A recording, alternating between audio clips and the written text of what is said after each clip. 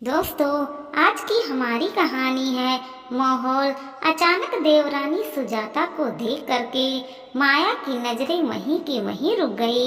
ये क्या, सुजाता ने सासू माँ के गहने पहन रखे थे, वो भी देवर जी के सामने। तभी देवर मयंक सुजाता की तारीफ करते हुए बोले, अरे वाह, ये गहने तुम पर तो कितना अच्छा लग रहा है, इसे तुम्हारा रूप और निखर आया है। सुन करके सुजाता शर्मा गई। तभी मयंक की आंखें माया से टकराई। पता नहीं क्या सोच करके उसने अपनी नजरें नीचे कर ली। नजरें नीचे की वो तो वहां से उठकर ही चला गया। तब माया ने अपने पति सुदेश की तरफ देखा। सुदेश ने उसे चुप रहने का इशारा किया। तब तक सासू माँ के कमरे से बाहर आ गई और माया से बोली, बहू, पूजा की सब तैयारी हो गई। जी मम्मी जी, सारी तैयारी हो चुकी है, बस आप आकर पूजा करने बैठ जाइए। ये तो बहुत बढ़िया किया तुमने। तुम होती हो तो मुझे फिक्र नहीं होता है, हर काम समय पर हो जाता है। कहते हुए सासू माँ वहाँ आकर बैठ गई। तभी सासू माँ की नज़र माया की तरफ गई। उसे देख करके वो बोली, अरे बहू, तुमने गहने नहीं पहने। ये सुन करके माया ने कहा, मम्मी जी, आते समय गहने गलती से वहीं छूट गए। तभी अभी मम्मी का फोन आया था, कह रही थी कि तुम गहने तो यहीं छोड़ गई। अच्छा, तो अब तुम क्या बिना गहने के पूजा में बैठोगी? बेटा, तुम सुहागन हो, गहने पहनकर ही पूजा में बैठा करो। सासू माँ ने कहा, पर मम्मी जी, अब तो गहने भूल गई ना।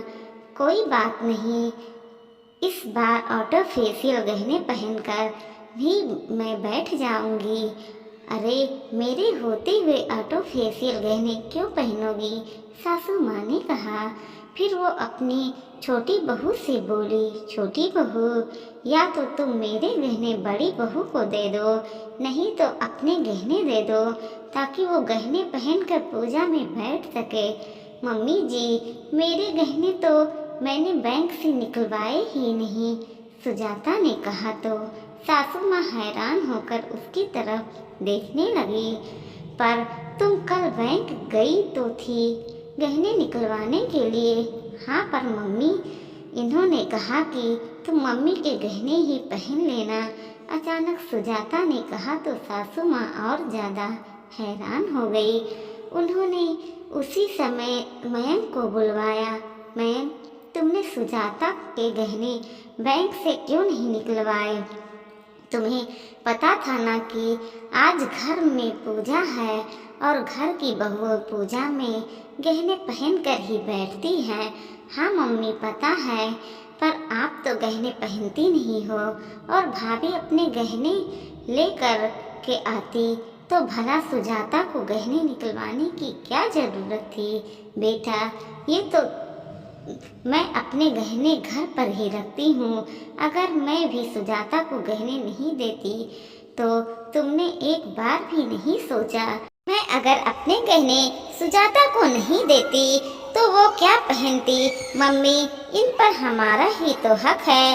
आज नहीं तो कल ये गहने हमारे ही होंगे। सुजाता ने नहीं पहनेगी तो कौन पहनेगा इन्हें? वैसे भी आप हमारे साथ रहती हो, आपकी सेवा हम करते हैं, तो इन पर हमारा ही हक है, मयंक बोला। सुन करके सासू माँ, सुदेश और माया हैरान रह गए। मयंक, कितना लालच भरा है तेरे मन में, अभी कोई बंटवारा नहीं हुआ है जो तू इन चीज़ों पर अपना हक जमा रहा है, और न ही मेरे बड़े बेटे बहू ने मेरा त्याग किया है। जो सब कुछ तेरे नाम पर हो जाए, इन सब पर इन दोनों का भी हक है, तेरे अकेले का नहीं। तो तू ऐसी बातें बोल रहा है? मम्मी, मेरे दोस्त सही कहते हैं कि आप मुझसे ज़्यादा भैया भाभी को पसंद करते हो। कायदे से इन सब पर हमारा हक बनता है। मेरे दोस्त सही कह रहा है कि तुम जानबूझकर ये मकान भी भैया के नाम पर कर दिया और बहाना क्या बनाया कि मकान बनवाना है, इस पर लोन उठाना है, इसलिए मकान उसके नाम पर करना पड़ेगा। अरे तो मैं कौन सा कमाते तो सुदेश ही था ना, तो लोन वही चुकाता ना। और कितनी बार कहा है तुमसे अपने ऐसे नालायक दोस्तों से दूर रहा करो जो घर में आग लगाने का काम करते हैं। सासू माँ ने कहा। आखिर झगड़ते को देख करके माया को वो दिन याद आया जब शादी के कुछ दिनों बाद सासू माँ ने उसे अपने गहने पहनने को दिए थे। उस दिन भी मयंक यूं ही बहस कर रहा था, भाभी ये गहने तो मेरे मम्मी के हैं, आपने इसे क्यों पहन लिया? आपके पास गहने की कमी है क्या जो मेरी मम्मी के गहने पर भी नजर मार रही हो? देवर मयंक अपनी भाभी माया को सुनाते हुए बोला, पर देवर जी ये गहने तो मुझे मम्मी जी ने ही दिए हैं पहनने के लिए।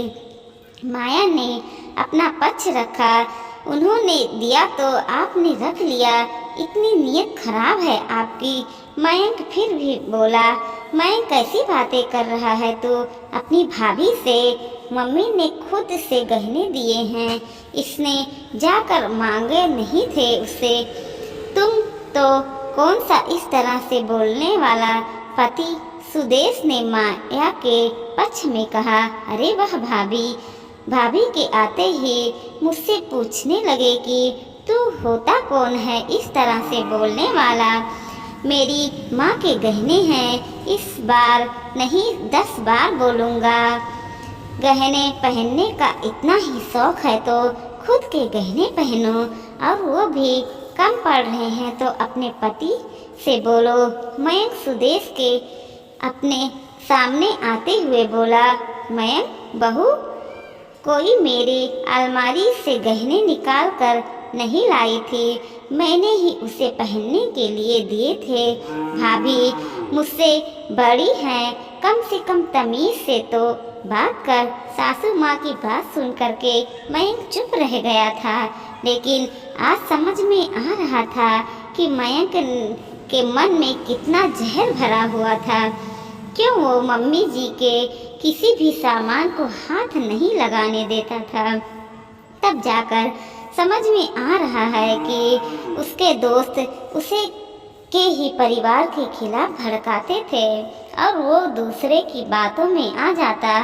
खैर घर में उसे सबने समझाने की कोशिश की, तब सुजाता ने भी, पर मयंक इतने कच्चे कानों का था कि उसे अपने घर वालों से ज़्यादा अपने दोस्तों पर विश्वास था। आखिर माहौल बिगड़ता देख करके खुद सुदेश ने गहने के मयंक के पास ही रहने दिया, इस वादे के साथ जब लोन पूरा हो जाएगा तब प्रॉपर्टी के 3 बराबर हिस्से होंगे, एक सासू माँ का, एक सुदेश का और एक मयंक का। लेकिन उससे पहले मयंक को लोन का आधा पैसा उसे देना पड़ेगा। आखिर गहने से ज़्यादा मकान की कीमत थी, इसलिए मयंक को ये बात माननी पड़ी। लेकिन उससे के बाद सासू माँ कुछ दिन मयंक के साथ रहती तो कुछ दिन सुदेश के साथ, ताकि उसे ये गलतफहमी ना हो कि वो अपनी माँ को पाल रहा है।